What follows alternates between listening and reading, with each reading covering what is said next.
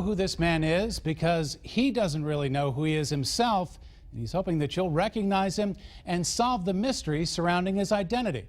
Benjamin Kyle is one of the few people in this country who's actually been diagnosed with amnesia. He's the only one listed on the FBI's missing persons list who's not actually lost. Benjamin came to Indiana looking for answers about his past, a past this nowhere man just can't remember. Imagine if all your memories came in bits and pieces, images that told no story, thoughts that gave you no reason to remember them. If you can imagine that, you can imagine what it's like to be Benjamin Kyle. I am firmly convinced that my memories are going to come back. Benjamin Kyle has come to Indianapolis for the first time he can remember, but he's also certain it's not the first time he's been here. I know I've been in the lobby of that Indiana theater. Benjamin Kyle suffers from dissociative amnesia. He's convinced he grew up in Indianapolis, but because of his rare condition, Benjamin Kyle has no idea who he really is. I really don't know. Benjamin lost his memory at this Burger King in Georgia in 2004. Looks like somebody tried to kill him. He was beaten and left for dead behind a dumpster. He was found naked, with no ID and no memory of what had happened to him or why. Oh my God. When he woke up in the hospital, all he knew was that his name was Benjamin. How do I know my name is Benjamin? Well, I don't know, it just is. He immediately faced questions from the staff about his identity. I just wanted them to leave me the hell alone. I didn't want to deal with this. And they kept saying they had to have a last name. They were calling me BK Doe, and I told them, well, my last name's Kyle.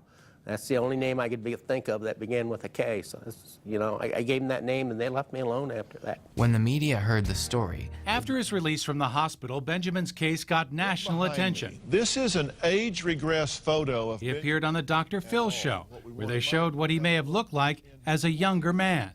But no one came forward with any proof of his identity. And with no Social Security card and no way to get a job legally, Benjamin ended up homeless, living on the streets in Jacksonville, Florida. You're invisible because you can't do anything. You can't get a bank account. You can't rent an apartment because everyone wants the Social Security number so they can do security checks. You can't get a driver's license. You can't even get a state ID card without a Social Security number and a birth certificate. This is my story. Benjamin became the subject of a documentary. Coverage of his case got him a Florida state ID card. Just about ready to cry, actually. And work at a Jacksonville restaurant. But he still never regained his memory or fully understood why he thinks Indianapolis was his childhood home. I remember that being a huge store. The Bureau of Motor Vehicles did facial recognition comparisons with everyone who's gotten a driver's license since 1998. Benjamin just doesn't officially exist anywhere.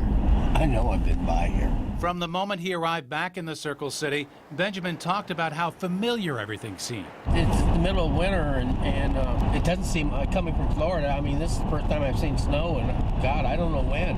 And it's just, it doesn't seem strange to me. I mean, it just feels normal. Oh, I remember the church.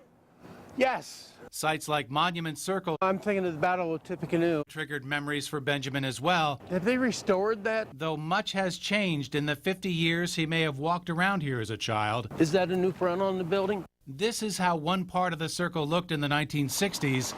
This is how it looks today. That's the JCPenney, and that's the Woolworths right there. So, I mean, I think that's the same. Oh, I think I do remember them being right next to one another. Benjamin can remember specific details about the city. So that looks familiar to you? Oh, yeah. The monuments, the old Ayers building. I have a distinct memory of being on the second floor. But nothing about his true identity or his family. He exhibits all the symptoms of someone with dissociative amnesia. You don't know who you are, you don't know where you came from, you don't know your family, you don't have any history. Wouldn't that be hard to live that way? A lot of people want to help, but, I get so tired of answering the same questions time after time. People will troll the internet, and then they'll look at missing person sites, and then they'll say, oh, yeah, you look like this guy. Well, we've done that 5 or 6 times already. Yeah, see, there's the original stage front. Members of the Indiana Historical Society. This is a slightly different view. Even pulled out pictures of Indianapolis from the 50s and 60s, hoping to jog Benjamin's memory and trigger a eureka moment for him. I don't remember that.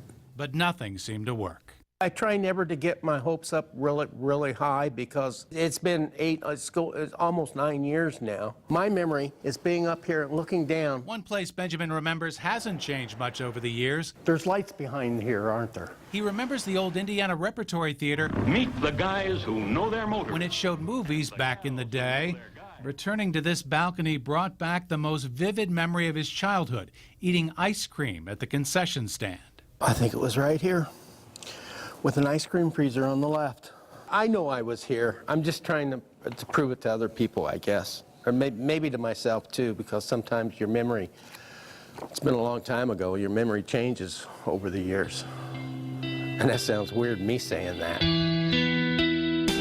Ultimately, nothing Benjamin saw on his trip provided the key that would unlock his mind and, maybe more importantly, restore his official identity. For him, it's more than just a mystery.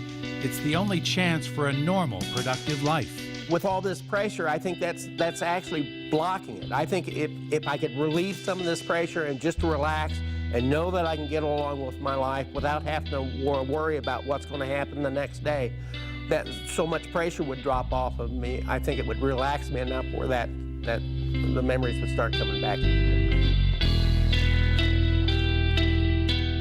Benjamin's friends and supporters have actually created a website called FindingBenjamin.com as a place for people to go who think they might know him. You can find out more about his case there, and if you recognize him, please go there and contact us. We put a link to it at fox59.com. Wow, Bob, I know you have already been receiving a lot of phone calls just today since the promotion started running, and you spent so much time with him. How does he feel going through this? The overwhelming emotion that we got from him was frustration. It's like spending your entire life with something right there on the tip of your tongue that you just can't reach, that you just can't get to. It is amazing. So it's very frustrating for him. Yeah, well, our hearts go out to him. We do pray that God is going to help him get his memory back, because it's possible. Anything